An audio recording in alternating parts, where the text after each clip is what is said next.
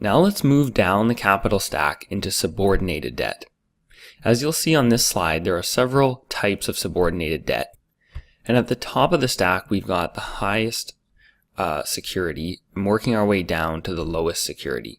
But another way of expressing that is with this idea of increasing subordination. So as you move down from high yield bonds to vendor notes, you're becoming increasingly subordinated. But in exchange for that, you're also increasing the expected return. And finally, as you come into some of the lower parts of subordinated debt, like mezzanine debt with warrants, or payment in kind notes or vendor notes, you start to increase the dilution to the equity holders. So generally speaking, investors want to have as much of the top of the capital stack as possible, as the lower part of the stack starts to increase dilution and eat in at the equity returns. So let's take a closer look at some of these types of subordinated debt. And first, let's also look at how much subordinated debt a company can handle. So a business can only handle so much debt. And typically the total debt to EBITDA could be up to 5 to 6 times. And if you recall from our senior debt presentation, if senior debt is 2 to 3 times, you sort of get a sense of how much sub-debt can be added onto that.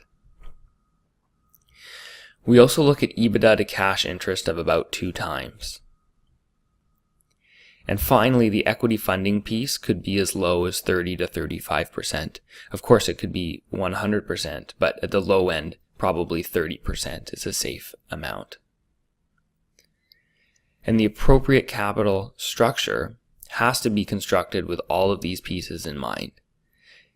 Debt to EBITDA, cash interest coverage, and a minimum amount of equity funding.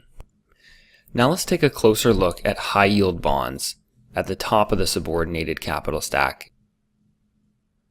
It's important to point out that high yield bonds are publicly traded securities. That means they can be traded between investors, whereas mezzanine finance is not tradable. So let's take a look here at high yield bond credit ratings. As you'll see across the top, there are 4 main rating agencies. The rating agencies provide these credit scores, ranking at the top from the most secure at the bottom to the least. And it's very important here to draw this line in the middle. This line here is the difference between, on the top half, investment grade, and on the bottom half, non-investment grade, or high yield, or also called junk bonds sometimes. So at the top, these investment grade are lower risk and therefore lower returns and lower fees, a much larger and more liquid market. And then on the non-investment grade or high yield or junk bond, you have these higher risk and yet higher return and also higher fee types of bonds. So this is where high yield debt comes in on the bottom half of this table. Mezzanine debt, however, is non-traded and is also subordinated to the senior debt, like high yield debt.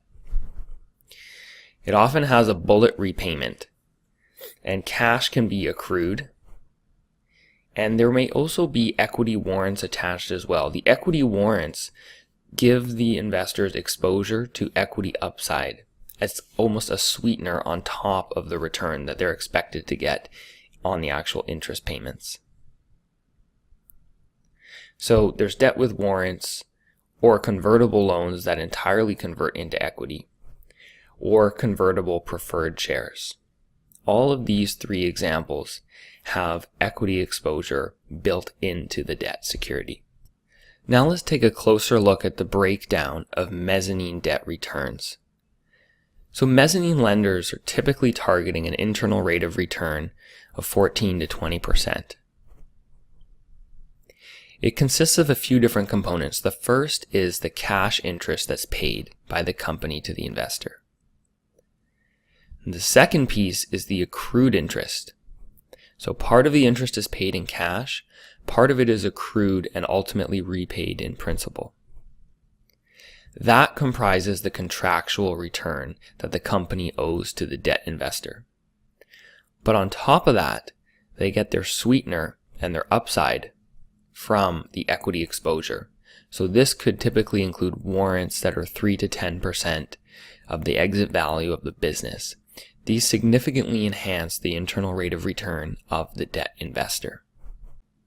The best way to thoroughly understand these returns is to model them out in Excel in the full capital structure. So once again, I would please refer you to our financial modeling courses that will go through this in much more detail in Excel.